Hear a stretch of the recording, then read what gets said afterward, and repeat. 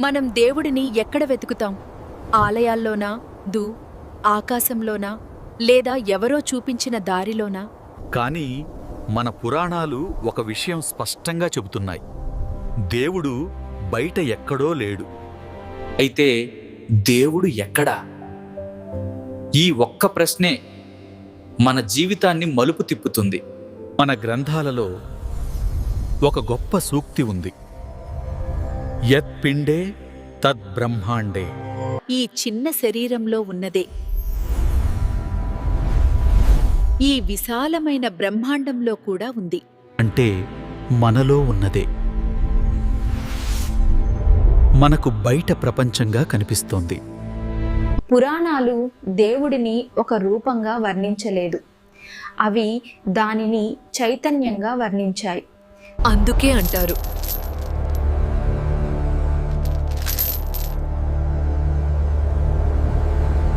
అదే మనసు, విముక్తికి దారి కూడా.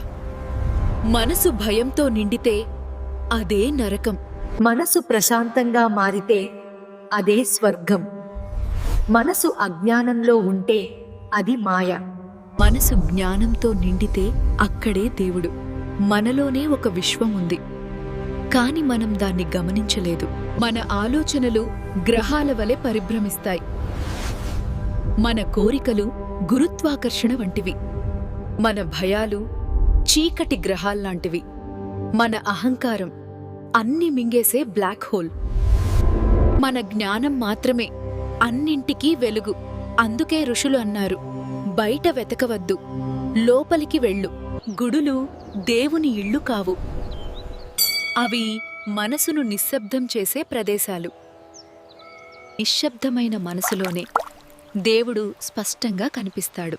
అందుకే శాస్త్రాలు చెప్పాయి, నిన్ను నువ్వు తెలుసుకో. నీవింకా దేవుని వెతకుచుంటే నీవింకా నిన్ను నీవు తెలుసుకోలేదు.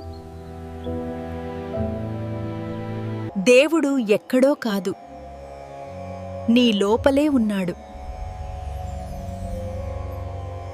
కొంచెం నిశ్శబ్దంగా కూర్చో, నీ శ్వాసను గమనించు.